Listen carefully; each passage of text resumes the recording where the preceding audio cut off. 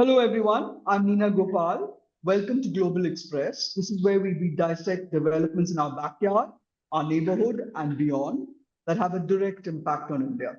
This has been a week that has seen the Hezbollah face the brunt of Israeli high-tech warfare, turning pagers into mini bombs, Donald Trump facing a second failed assassination attempt, and Sri Lankans electing a leader that India must do business with, and of course, the converging of the world's leaders at the UN for the first UN summit of the future.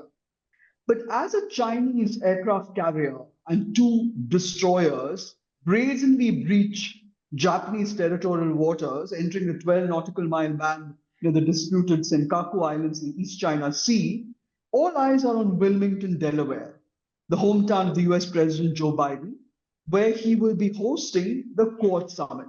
It was a summit that India was all set to host, but on Washington's request agreed to let the United States do the honors this year. It will only be the fourth summit since Biden convened a heads of state summit in 2021, after the group was first formed in 2004 post the tsunami, bringing together the US, Japan, Australia, and India. And while both President Biden and the Japanese Prime Minister Fumio Kishida are virtual lame ducks, this special gesture by Prime Minister Modi does make it more than just a Biden Kishida send off. It's a salute, I think, in many ways to the American leader who drew India closer into its embrace than anyone before him, and to Japan that conceived the idea of a Quad. But surely it's more than that. What began as a grouping for humanitarian assistance was then disbanded, came alive. Joe Biden breathed new life into it in 2021. He set in wheels a strategic partnership with India.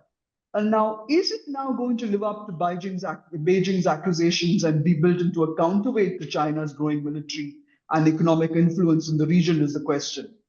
It must be noted that Joe Biden was the one who changed the nomenclature of the Asia Pacific to the Indo-Pacific. And after years of everyone writing off Quad as dead in the water, posing no real challenge to China, and India emphasizing the humanitarian over the military, Biden, in his last few weeks in office, seems setting a new course for Quad. So where does that leave India? Modi's other big event, as I said, is the Summit of the Future. But so far, Delhi has made all the right noises and without confronting China in the high seas. It's navigated very carefully to show that it was neither completely in the US camp nor posing a challenge to China in the Indo-Pacific. So what is going to be the big takeaway from the Quad Summit in Wilmington? Is it going to be the announcement that the United States, Japan, Australia, and India will launch a joint Coast Guard and Maritime patrol? And are the gloves finally off? Is Quad, under the guise of monitoring and stopping illegal fishing, going to actively thwart China's moves to dominate the Indo-Pacific? Breaking it all down for us today are two experts. The highly respected Dr. Srikanth Kondapalli, Dean of the School of International Studies and a Professor of China Studies at the Jawaharlal Nehru University, fluent Chinese speaker. He was a postdoctoral researcher come visiting fellow at the People's University, Beijing, and is a prolific writer and author. Welcome, Dr. Kondapalli. Thank you. Also with us today is Rear Admiral Monty, graduate of the Defense Services Staff College, Wellington, and the US Naval War College. He served as military advisor at the National Security Council Secretariat in India. He was the Indian Naval Attaché in Washington, DC, the Assistant Chief of Naval Staff for Foreign Cooperation and Intelligence, Commandant of the Indian Naval War College in Goa, and Chief Instructor of the Defense Services Staff College. Welcome, Admiral Khanna. So my first Thank you very question, much. Glad to be here. My first question is to you, Dr. Kondapalli. What prompted President Joe Biden, to breathe new life into Quad? That too at the fag end of his presidential term. Is he tying up a loose end so that whether it's Trump or Harris, there is a grouping in place that will keep China, or at least attempt to keep China in check? And what is behind our Prime Minister, Narendra Modi, agreeing to stand shoulder to shoulder with the US President and, of course, the Japanese leader and the Australian at this point in time?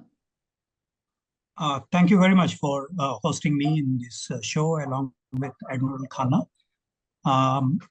I think when we look at the Quad, agenda for the past 2.5 years, 3 years, we see their focus is essentially on critical technologies like quantum, 5G, telecom, and so on. Second, in terms of the COVID-related vaccines by J&J, which has now taken a backseat. The third is in the maritime domain.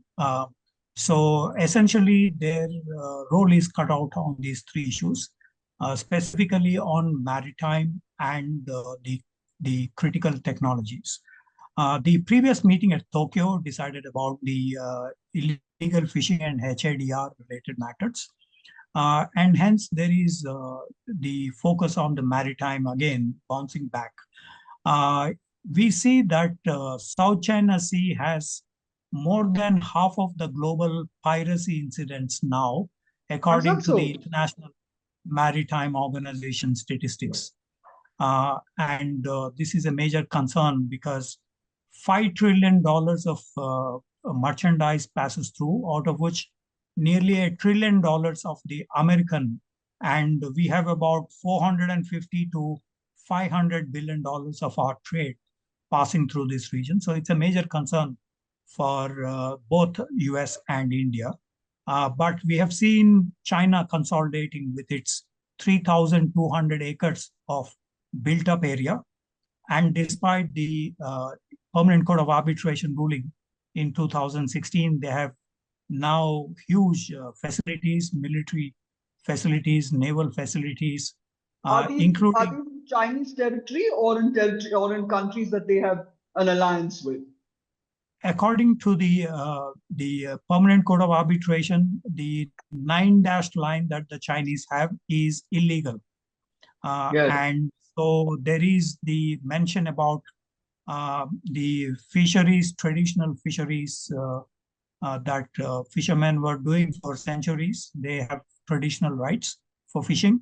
Second is it also mentioned about the EEZs cannot be drawn from the occupied reefs. China has occupied about 9 reefs and constructed by dredging projects, etc., in the South China Sea. And also the court mentioned about the environmental degradation. But the most important is the 9-dashed line has been quashed. So China doesn't have actually the major claim that it is now posing. This is a huge territory, 3.4 million square kilometers. That's right. It is saying it is its territorial sea, meaning that it will not allow any ships to pass through. And in future, militarization would pose a big challenge for the Quad countries, in addition to resident countries like Vietnam, Philippines, or others. So this is a major concern for Biden administration as well as for the Modi administration. Why is it such a concern for Modi? Because Modi looks as if he's cementing his ties with this US administration before the change in the White House. I mean, Donald Trump has called him fantastic. Kamala Harris, is she as enamored of the Indian leadership as Donald Trump seems to? And the other question that fascinates me, I mean, the answer would fascinate me, is how we're going to, manage China. Because if we are concerned, aren't we concerned about angering China, which said back when the Quad was first formed, that and again once they announced Wilmington, that Quad is nation NATO, Admiral. Has China got that right? I mean, there is no mutual defense pact between these four countries. So the intent, as Dr. Kondapalli has said, is definitely to deepen economic and military ties. So, but no one has said it out loud. But is India being set up as this bulwark against Chinese aggression, or is that too much of a? I would think that's too large sort of a jump. We are certainly, Quad really is providing public goods. And we are looking at improving the maritime security situation, both in the Western Pacific as well as the Indian Ocean. So it might be construed as one of the tools available for the containment of China, but I don't think that's really the case. Quad is here of a grouping of like-minded countries to address issues of common concern. Some of it is in the arena of security, some of it is outside the arena of security. The agenda of Quad is quite wide. And if China gets concerned, well, so be it. But this is not really, I would say, in any way solely directed against them. But it is also being said that President Joe Biden changed the nomenclature of the Asia Pacific to the Indo Pacific. Wasn't it to give India a bigger role? Would that be a correct estimation to make? I mean, patrolling in the Indian Ocean, maybe more patrolling in the Indian Ocean, and leaving Japan and Australia to, and now look more and more the Philippines to do the heavy lifting in the Pacific. So, would that be a correct estimation, Dr. Kondapalli? Well, I think the major portion is, of course, on when we go back to the 2004 and the 2007 maritime exercise in the Bay of Bengal. There was the China factor, but essentially today it is more of, as Admiral Khanna mentioned, provision of the public goods, specifically in critical technologies as well as in maritime domain. They were basically looking at, all the Quad countries are basically looking at how do we come together, protect the global commons, especially in the maritime domain. And what are the measures that we can actually undertake in this regard? So that is one. Second, as you mentioned, Meena, the Biden administration's policy in terms of a shift from Asia Pacific to the Indo Pacific, that was essential because China is losing steam in the economic and other domains. If you look at the growth rates, the 3% growth rate 2 years ago, and 5% if we believe in Chinese statistics, that is what the official figures are. Overall, there is the PMI decline, the manufacturing index decline. There is also rising unemployment. It is mentioned 21% urban unemployment by the Chinese premier before, and then they scrubbed off all the information related to unemployment figures. There is also the real estate bust. The Evergrande and other companies are losing their stocks in Hong Kong and Shanghai. Then the local debt is very high, local government's debt. So there are problems in China's. If you remember, in the 1980s, Asia Pacific came about in order to support China's rise. Yes. And since China is losing steam now, it is the order of the Indo-Pacific, with specifically India, Japan, Australia in focus. And much of the technologies, much of the market mechanisms, FDI, are moving in that direction. And secondly, I think the Condoleezza Rice statement in Sophia University in February 2005, where she mentioned about helping India to become a major power in the international system. That is still remains the American goal. And we see a lot of these technologies and etc. are coming into India. $70 billion of FDI into India this year. And we would expect this to cross the 3-digit figure by the end of this year. So without the US role, this is not possible. Of course, Japan also has been a major investor. $40 billion the JBIC has announced. And Australia, with the new trade agreement, there is a lot more coming up. Singapore is, again, major investor. Prime Minister Modi's visit 2 weeks ago to Singapore yielded about $55 billion. So I think there is a paradigm shift from Asia Pacific to that of Indo-Pacific. That's very interesting. That's very. Admiral, if I can come back to you on this, the Quad meeting at Wilmington tomorrow apparently will come up with a statement that they will be primarily begin, patrolling and monitoring illegal fishing.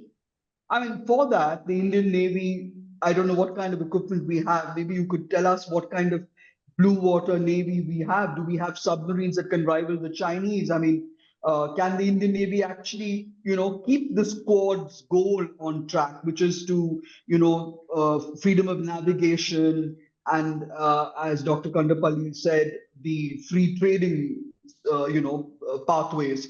So because one here, so China is already, just as it has in the Pacific, it's made its presence felt in the Indian Ocean. I mean, in Mauritius, where it set up a naval base, in Gwadar, in Pakistan, where of course it's facing a huge difficulty, Sri Lanka, the Maldives, and I hear that in Beijing, in the tip of the Indian, peninsula, our new port there is being built with very strangely with Chinese equipment. I mean, there is a contradiction there. So firstly, let me talk about, IUU fishing and patrolling. I mean, so that's the first question you raised. Yes. See, it's a huge issue. If you look at the area of the Indian Ocean, it's roughly 70 million square kilometers. Just to give you a comparison, India's landmass is 3.2 million square kilometers. So you can just see the size of the area. Uh, IUU fishing is depletion of resources, and therefore, if it's illegal, it has to be contained. There are certain systems in which there are quotas laid down as to where you can fish, to what quantities you can fish.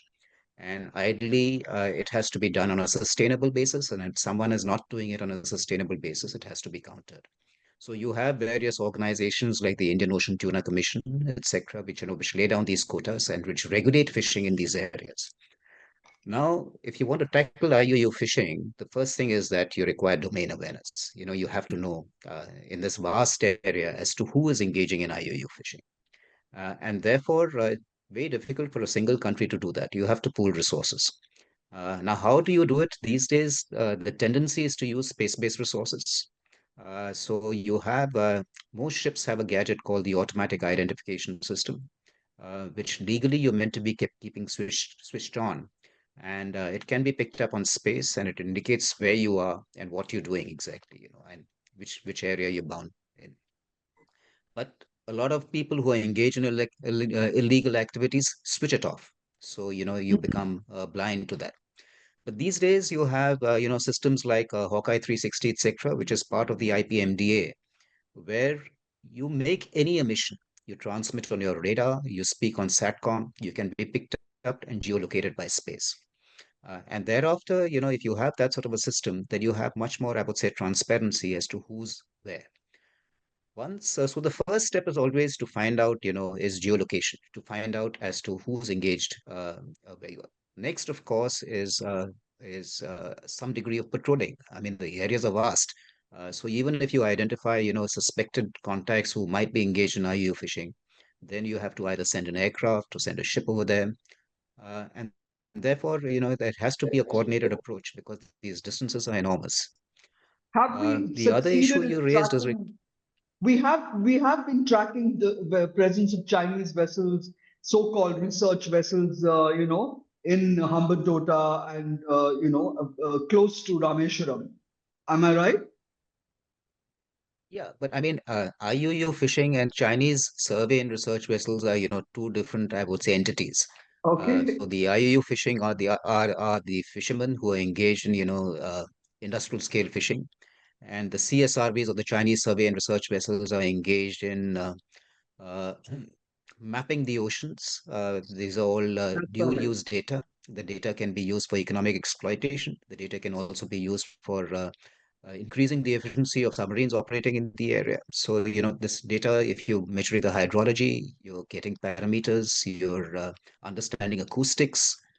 So all this helps certainly in submarine operations as well.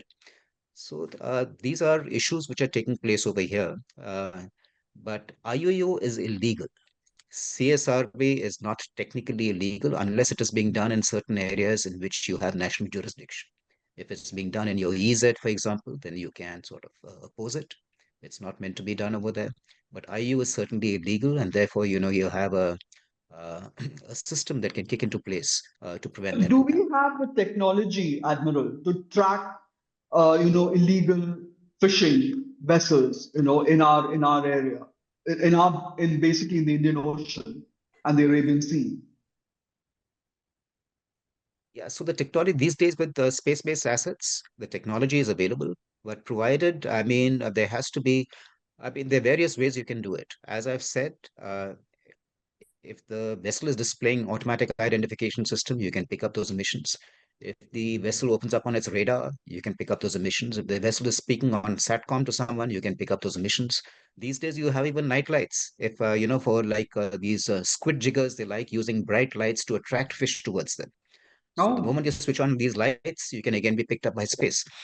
So the technology is evolving and the technology is available, but the problem is still not resolved because even if I suspect you, the next is I have to, go near you, identify you, and these distances are enormous. So Hmm. it requires a coordinated approach. We can't do it by ourselves. And if the Quad countries can come together, and this is a public good to all the countries in the area, all the littoral countries in the area, it's not directed also, I would say, against China. Whoever's engaged in IEO fishing, you are sort of providing the public good. Dr. Kondapalli, do you agree with that? Because I felt that it was just that what the Quad was saying was basically a cover for actually monitoring the Chinese. I mean, and Delhi has a very delicate balancing act to get through. I mean, it has to stay in Washington's good books. It can't alienate China. I mean, there's BRICS coming up in October at Kazan, and Russia apparently has been speaking to China to resurrect the Russia and their China alliance. The External Affairs Minister, Mr. Jaishankar, has met the Chinese Prime Minister at least 3 times now. What exactly is India's China policy? I mean, strategic autonomy was cited when we were pinned down over Prime Minister Modi's visit to Russia. But does that, it applies to Russia and Washington, does it also apply to Washington and China?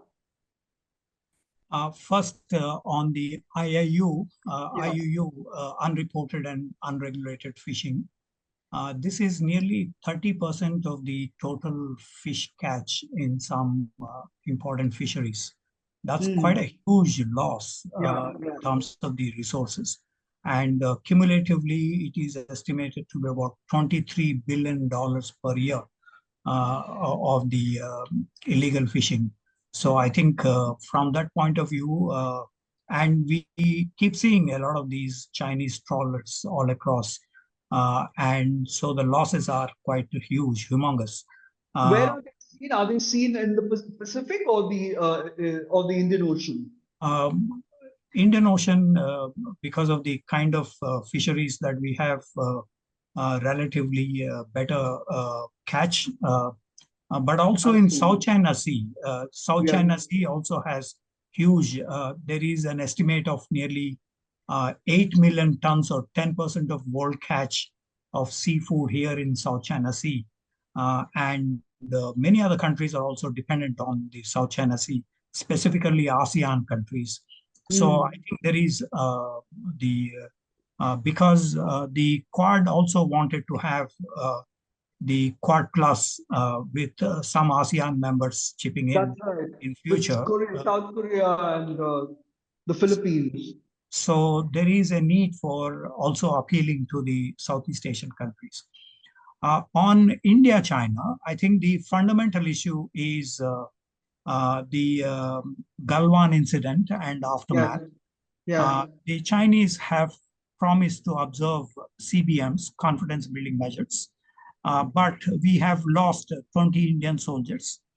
And this is the main issue. As Dr. Jaishankar mentioned, unless until peace and tranquility prevails on the border, we cannot have bilateral relations with the Chinese.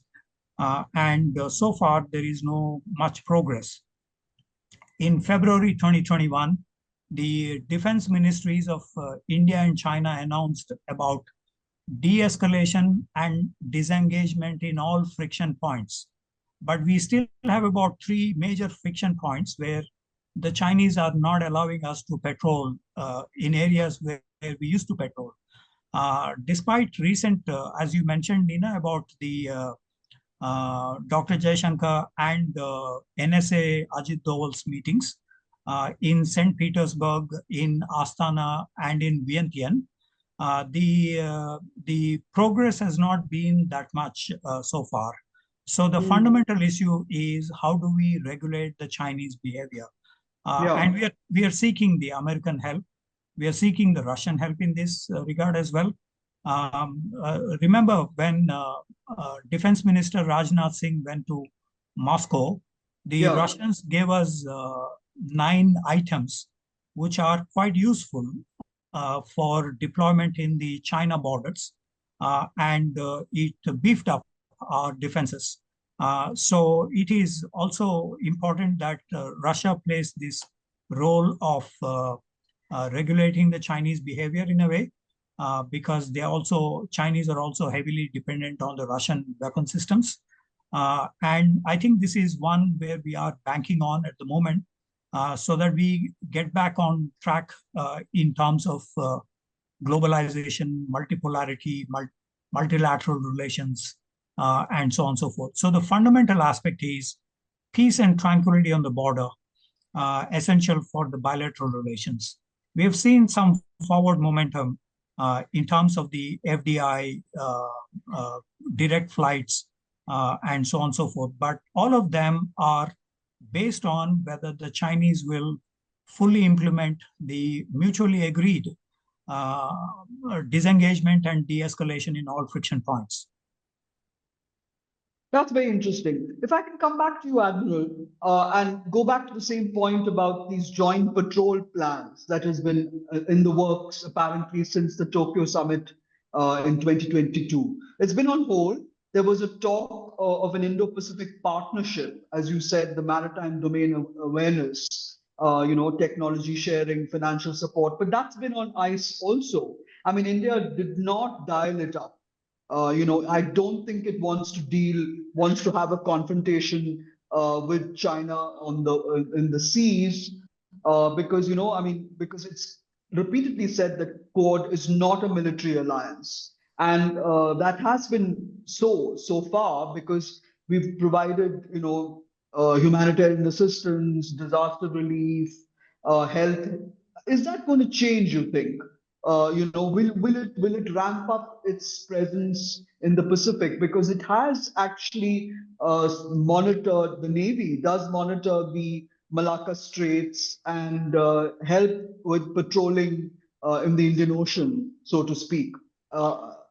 Would that be the right conclusion to draw from this, that there could be a change coming? Firstly, I would disagree with your, formulation that nothing is happening really in terms of,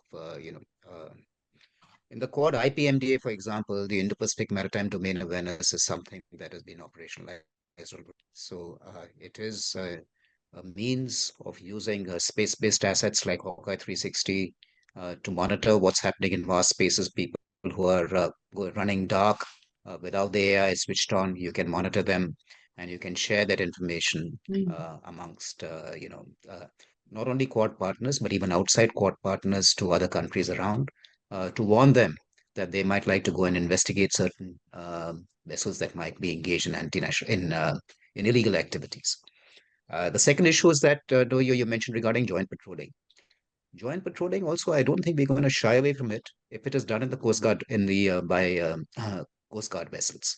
But those are law enforcement vessels again. For a minute, Admiral? Yeah. Because what Yeah. I read was that the joint maritime patrolling will see the Japan Coast Guard, the Australian Coast Guard, and the Indian Coast Guard operating from a US Coast Guard vessel.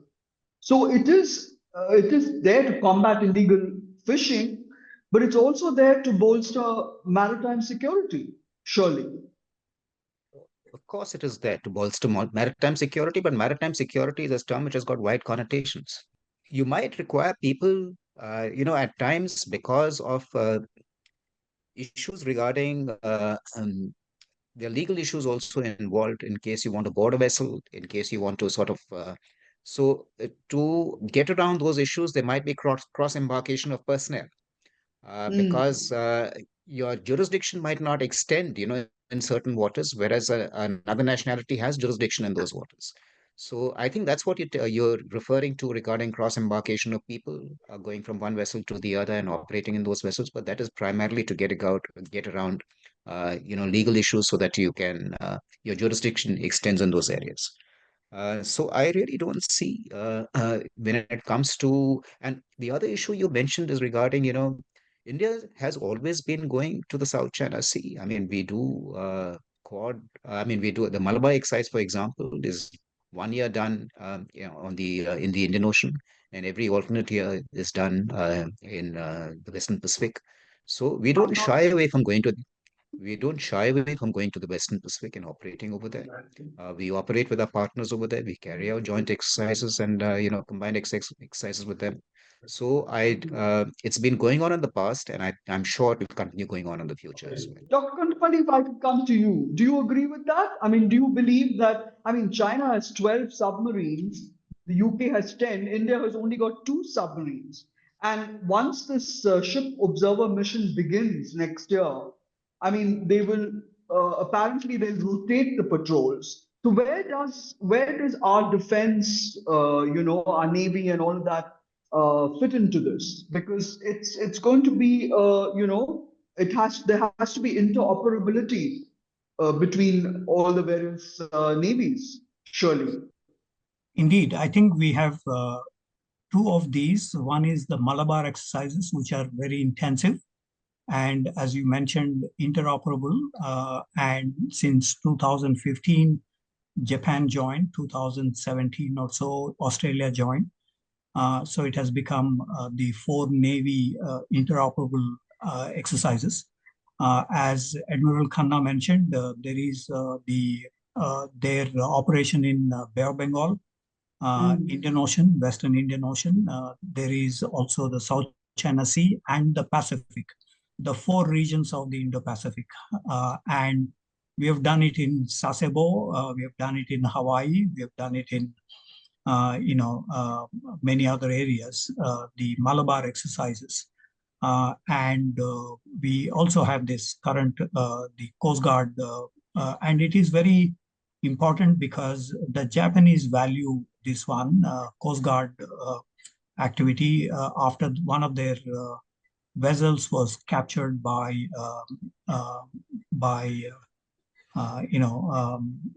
robbery at sea, and the Coast Guard released the Japanese, and the Emperor sent a congratulatory message in this regard. And so there is a sentiment involved, a respect involved for the Indian Coast Guard's activity here. I think those 2 tracks, Malabar at the Navy level, Coast Guard, these are useful in terms of addressing the problem that we are facing at the moment, that is illegal fishing, the slock security, and also convoy security in future as part of the Malabar exercises. The concern is, of course, there is so much of submarine activity. There is surveillance missions that were conducted in the Bay of Bengal, some 56 surveillance missions in the last 2 years by the Chinese Navy. And of course, the Yuan Wang 5, Xiang Yung Hong, and other vessels coming into the region. These pose a lot of concerns. And I also agree that South China Sea has also been a regular visits by the Indian Navy and Coast Navy. We have, for instance, during the July 2016 Permanent Court of Arbitration ruling, we have deployed 4 ships, INS Kulish and 3 others, INS Jyoti and other vessels. So there is the deployment pattern. We do unilaterally, we do bilaterally with Vietnam, Malaysia, Singapore, and others. We also do it at the multilateral level in terms of these naval exercises. This is basically meant for enhancing the maritime security issues in the region. And I think we're doing quite well on that front, despite not being party to the dispute as such in South China Sea. But we also have concerns on energy security. ONGC Desh Limited had the 128, 129 blocks, and also the SR Group, which used to be there before, but now has gone back. We also have important interests with Philippines and Vietnam, which we have seen some upgradation in bilateral ties recently. So I think there are huge interests involved here in this maritime zone. Yeah, that's very interesting. If I could, sure. If I could just jump in also for a minute. I mean, when you see the maritime domain, you have to understand one thing, that, of course, China is building up their navy at an enormous space. Large disparity in number of ships, submarines, aircraft that are being built by them on a regular basis. But when it comes to geography, the geography between our two countries is quite unique. We share a common border. From a maritime standpoint, we are 4,000 miles apart if you're using the Straits of Malacca. If you're using Sunda, Lombok, or Mumbai Batar, it becomes further and further. The distance, if you're using Mumbai Batar, is 6,500 miles. So for a navy to operate in the Indian Ocean, in the absence of, bases, because right now there is only Djibouti, and you can probably say that you can use to some extent facilities might be made available in Pakistan. It's extremely complex for them to do that. And therefore, it's a huge advantage that we have in terms of geography, that we are is understood by them and understood by us also. That's very interesting. Them on extent. Yeah. That's very interesting. In fact, I wanted to go back to the Djibouti and the Gulf. I mean, in the waters of the Gulf countries, I mean, Chinese ships are very much present. They're making their presence felt in the Bab el Mandab and the Arabian Gulf, where the Houthis and the Somali pirates are operating at will. And apparently, I've heard that they are positioning themselves as the protector of that region, so to speak, even though there is a U.S. Naval presence there. So does and at the same time, India also has a presence in the sense that it needs that Vladivostok Chennai sea route to remain, not to be shut off by the Chinese, which they will not do because it will upset their new ally Russia. But can I just talk about the presence of the Chinese in the Gulf? How important and how big is it? So since 2008, if I'm not mistaken, once their anti-piracy missions have started. And the anti-piracy mission typically comprises of a destroyer, a frigate, and a tanker. That is the composition of the fleet. So 3 ships normally come. And what they do is that they turn around these ships every 3 months. But the escort force, the anti-piracy escort force that is relieved, normally does not go straight back to China. They might go into the Mediterranean. They might, hang around Africa, and or go into some South Asian countries. So if you're talking about 3 plus 3, that's 6, and you might have another, vessel or two. So around 7 to 8 ships, I would say, is the norm these days. We've seen for the last 5 to 6 years at least, of grey hulls that you're seeing of the PLA Navy ships which are operating in the Indian Ocean at any given time. So that I would say presence has been regularized. Piracy, of course, now has come up again, but for many years in between, when piracy had declined, these vessels did not go back. They continue to remain over here. What they've done is also in Djibouti, they've created a pretty firm base for themselves. It's uh, there's a it's not that large in terms of area. I think just around 110 odd acres. But it's got a large jetty, a 330-meter jetty, which can, take an aircraft carrier size ship. So it's a quite a robust facility that they've created. But still, a single base, and Djibouti is complicated because you have bases of multiple countries over there. You have the American presence is large, the French presence is large, you have the Japanese, you have the Spaniards, you have a couple of other European countries who've got a presence in Djibouti. So I would think that, until they get a larger number of bases, particularly, maybe a couple of more bases. Till then, it's going to be complicated for China to maintain sustained operations in the Indian Ocean. Yeah. And with regard to the Chennai Vladivostok corridor, see, we have to have some sharing in responsibilities. It's if you think that your shipping needs to be protected on the other side in the Western Pacific, then you can work out arrangements where with Japan and with other countries over here that we protect your shipping on this side, you protect our shipping on that side. Have we So done it's that, instead of Admiral? it's an informal sort of agreement that you have, so there's a sharing of responsibilities. Uh, Mm. Not that the shipping is really being threatened as of now in any big way, apart from a few piracy incidents, etc. But otherwise, this broad understanding is there that it works out much more economical that you operate in the areas where you find it easy to operate instead of operating Mm. at extended lines, and you support each other in this manner. And certainly, Quad is an instrument that can be used to do this. This is again a public good that you're keeping whoever's That's shipping it is. interesting. Yeah, yeah. Yeah. Dr. Kondapalli, if I can come back to you, Biden clearly wants Quad to become a credible forum in Asia. I mean, he's strengthened ties, bilateral ties with all three Quad members. I mean, no one expected Biden to carry on where Trump left off, really, partly because the Democrats, I mean, after Bill Clinton's visit to India in 2000, I mean, the first presidential visit in 2 years, did not see India as a partner in the true sense of the term. But Biden went on to, complete what Clinton started. He downgraded Pakistan's pivotal position in the region, more so after it exited Afghanistan.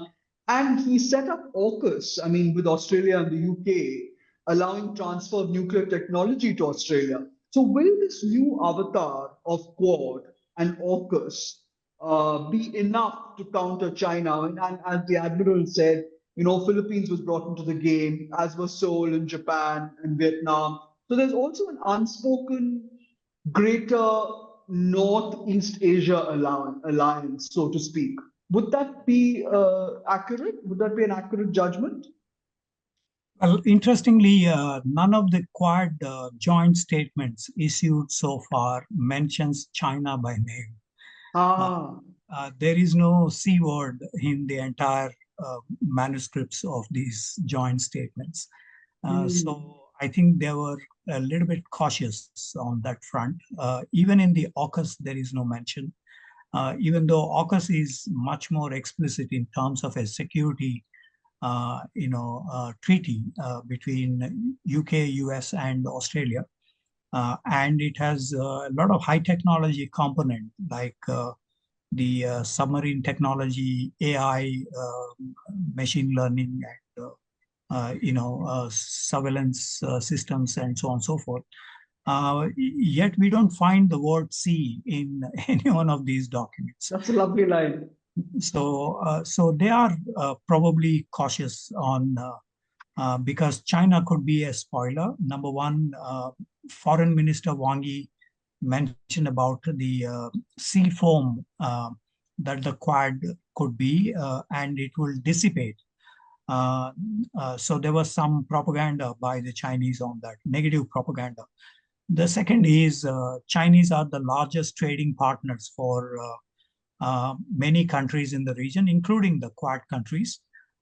They can pull the strings in the economic field as they try to do with Australia after Hmm. Australia cautioned the Chinese on the origin of the virus in Wuhan in 2022. And nearly $120 billion trade was affected Oh, for yes, that's right. so they are, many of the Quad countries are kind of cautious on this. But the most important thing is, I think the Quad countries are trying to put together something positive instead of a negative platform against somebody. It is for these countries that they are trying to put across some issues, like as we discussed before. For further strengthening, I think what is needed in the Quad is to institutionalize. Now it is just the leaders coming and meeting and Of course, we have added the 2+2, possibly 3+3 in future, with the finance ministers also joining, because there is money involved, finance involved in many of these projects. So it is quite possible the 3+3 may be proposed from the current 2+2 foreign and defense ministerial meetings. It is they're looking at something to contribute positive for the global community. The agenda as such is very limited in nature right now, specifically in terms of the maritime domain. And so I think let's see how they evolve in the institutionalization process. There is no headquarters. There is no follow-up, institutional follow-up, because many of these countries are also famous for bureaucracy and putting spikes in the way. So it is necessary for them to have a headquarters and an institutional mechanism to follow up as the leaders decide on, for instance, on the vaccine. We wanted to have 1 billion vaccines developed in Hyderabad, with Japanese financing, Indian production, Australian distribution, and US technology. However, the COVID has gone, and now we find it redundant to produce these many vaccines. Yeah. Some countries there's mpox coming, so that would be a place to start. But what just fascinates me is the fact that China has stepped up, its presence in the South China Sea. I mean, and it seems to be, it's upped it in such a way. I mean, the Philippines has said just last week that it had monitored 207 Chinese ships in the West Philippine Sea around the Sabina Shoal. So the Chinese and the Russians are also apparently going to start joint patrols in the North Pacific. So do you see a kind of a sort of inflection point between the Philippines and China, or is it is that something that will be tamped down, because it's never actually gone beyond water cannons and stuff like that? But the Chinese do have ships and vessels in the South China Sea which have got choppers, not just water cannons, but choppers and interceptor boats and weapons, Admiral. So do you think that we have to be mindful of the fact that China is far more weaponized, navy-wise in the waters than we are? I mean, see, if you're talking about the Western Pacific and the Philippines, then this is more an area of concern of those countries over there. It's not too much of a concern for us. But certainly, I would think, when you talk about the Second Thomas Shoal and the issues that are happening over there, that I don't think anyone is looking for a major Confrontation. scrap, a major Yeah. fight, a deterioration. But at the same time, the worry is that, as each person is trying to preserve, as Philippines really is trying to, ensure its to exert its sovereignty over the Second Thomas Shoal, and China is pushing back. The worry, of course, is that you have an incident, a major incident, results in loss of lives, and then you might have a escalatory spiral that sometimes might spin out of control. So I And think that's one thing that you have to be. would that apply to India's concerns at playing things down? Because I mean, we've had major concerns about the Chinese presence in our neighborhood, in the Maldives, in Sri Lanka, Bangladesh too, where they've taken over a port, and the Arabian Sea. So should my question basically is that, is it something India has taken on board and will then be beefing up its own defense capabilities to counter China in the oceans? Undoubtedly, I would say. I mean, you got what brings China to the Indian Ocean. They might be having their own reasons for doing that. Really, if you see I from believe it's China's, because they are harking back to a 10th century claim over oh, I these. think, yeah, I mean, no, I mean, Admiral Changha might have come in the 14th and 15th century, early, I think, from 1405 to 1433. He made 7 famous voyages over here, but no one is really talking about that, and no one is seriously talking about that. China essentially needs to come to the Indian Ocean because, so far they were willing to, I would say, accept the fact that the global policeman, which was the US Navy, would provide the security architecture and come on a global scale. And they would partake in that, really, so that their vessels were also secure while plying in these waters. Now, that relationship has got frayed over the years, and now, of course, it's become a full-blown competitive sort of, I would say, relationship, bordering on, almost bordering at times on conflict, you can say. So they can't rely on the US Navy to provide, to keep their sea lines of communication secure at all times. They have to do that themselves. Yeah, that's And as interesting. a and therefore they got no choice, but I would say, in a sense, to come over here in larger numbers to ensure that they plug a growing vulnerability for themselves.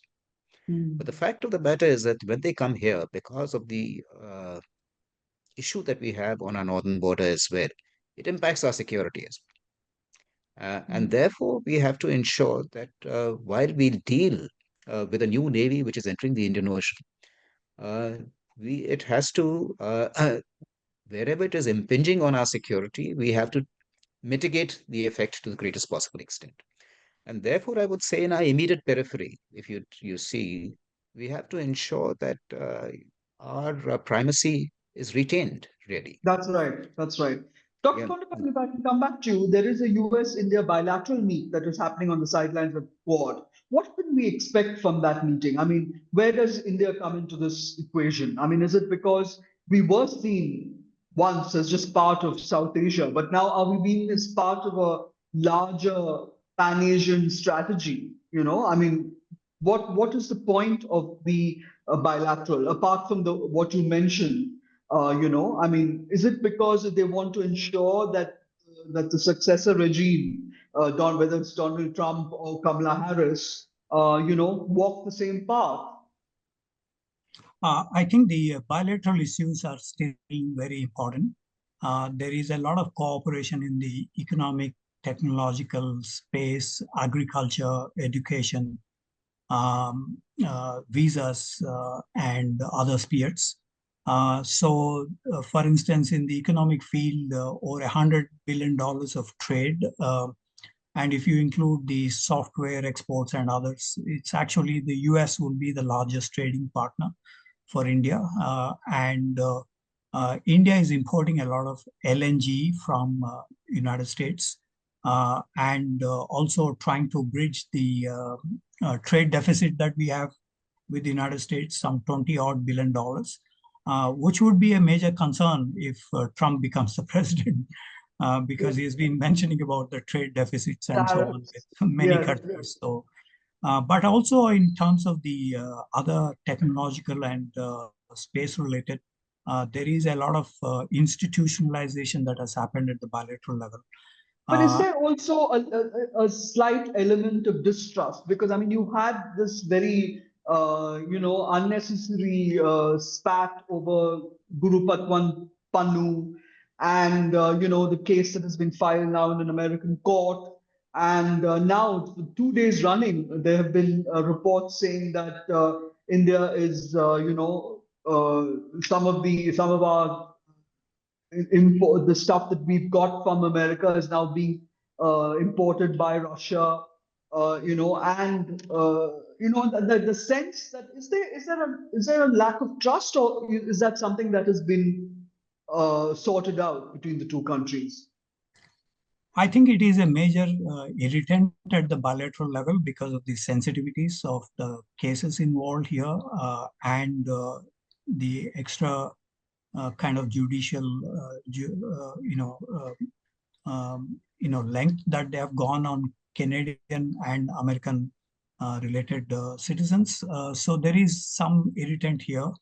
I think that would be sorted out, because most important is the strategic partnership between US and India. That is intact in many ways, both at the bilateral level, regional level, and Quad level.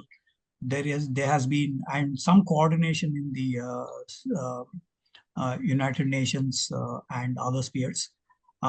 They have given us a lot of exemptions also on the Russian weapons when we imported. Yeah. Also, while there was the journalists and others raising the issue of energy imports from Russia, Yeah. we did convince them about the market transactions, and essentially this is by the private sector in India, which has used much of these energy resources from Russia when the prices are up in the global market. Like every other country, we were looking for options in bridging our energy budget and finding ways, which of course we are also re-exporting to Europe and US and Canada and other countries. That's right. That's right. So So the US is basically building India up into a strong economic powerhouse, very similar to what it did with China in the past. So, Admiral, if I can come to you on this, I mean, on defense industry collaboration, defense space tech, I mean, is that also an ongoing thing? Because when I talk to people in defense, they say that the US promises a lot but hasn't actually delivered, unlike Russia.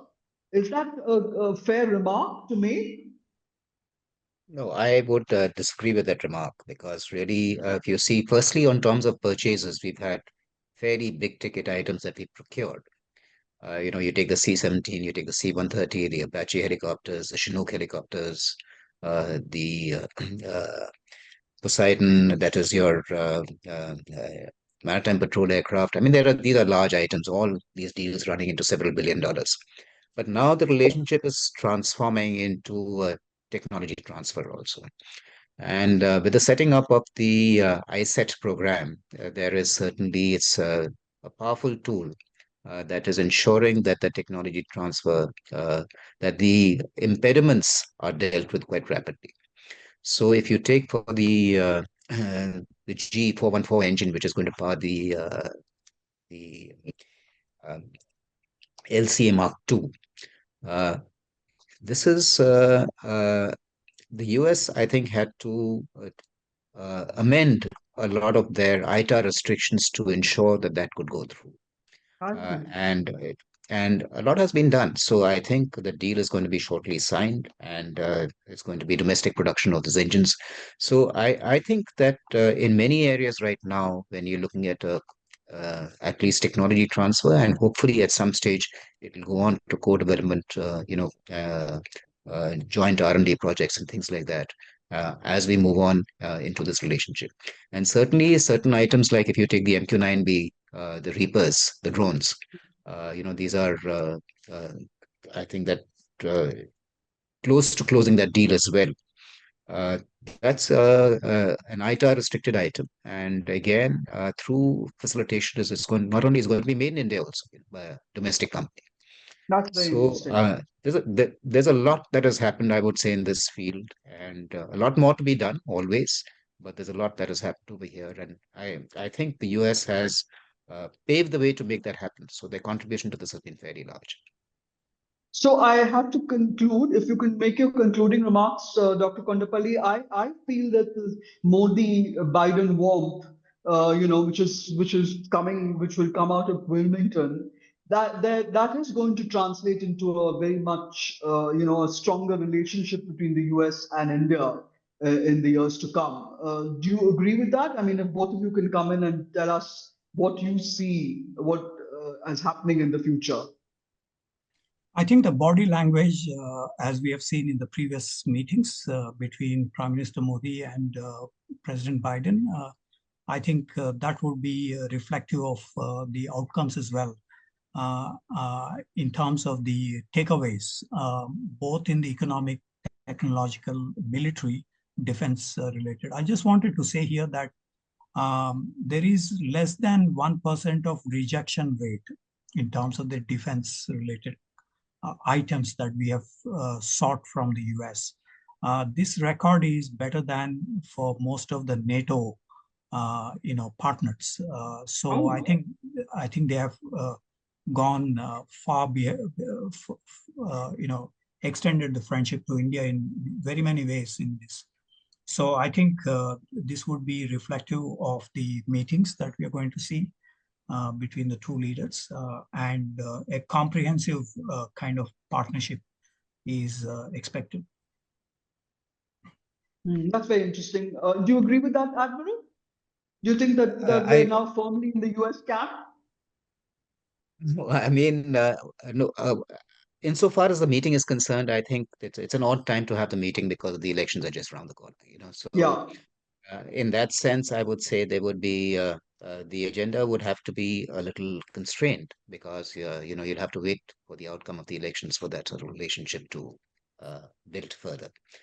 So I would say this meeting is you'll have to see it in two parts. One is the bilateral piece of it, and one is the quad part of it. So Yeah.